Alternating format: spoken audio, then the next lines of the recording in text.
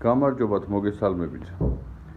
დავშალე ეს გამყოფი თავი და რა მაინტერესებს ახლა. აი, რო იძახით 400 ლარი ცოტა არისო.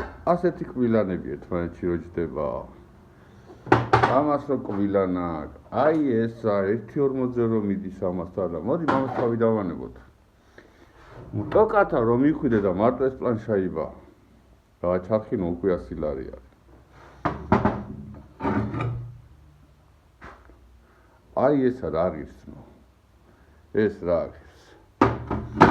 აქ შიგნით რომ დიდი კბილანა ის რა არის და აი ამაში ვითხოვდი ვიჯო 400 ლარს. და ძვირი არის. რავი თქვენ არც ხელოსნები, არც გჭირდება თორე. რავი ამაზე როგორ უნდა თქვა 400 ლარად. ძვირი არისო. მე ასე ვიცი ჯიგრებო. რაღაცა რომ ჭირდება ერთჯერადად ან ჩაარხი ან რაღაცა. ჭირდება ხო საქმისთვის. და იმას არ მევაჭრები რა თუ მაქვს იმდენი ფული მივდივარ ყიდულობ. შეიძლება მე რაღაცა ვეძებო იაფი რაში იცი.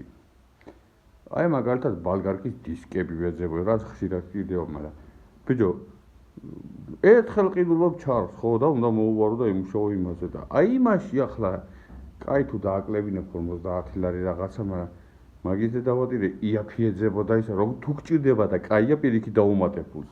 რო არ გაიყიდოს და მე ჩამივარდეს ხელში. რა მე ასე ვფიქრობდა. თქვენ ყველას წარმატებები ძმაო და ყველას გაგიმარჯვოთ ღმერთმა. მაგრამ უბრალოდ აი ამ კბილანას ახლა და ვისაც დიდი ჩარხები და რაღაცეები აქვს, იმ ხელა სამუშაოებია, ვიცი რა. ამ კბილანის გულიზე არ გაცდება და ახლა მითხარით, აი ეს კბილანა რო გაგიჩარხოს ვიღაც რაღის. ამ კორპუსზე აღარ ვლაპარაკობ, რომ კორპუსი არის გაჩარხული, გამოჩარხული და ტრიალებს, ხო? და სიზუსტეშია და 90 გრადუსია და რა ვიცი, ქვეყანა რაღაცეები არის. აბა წარმატებები ჯიგრებო.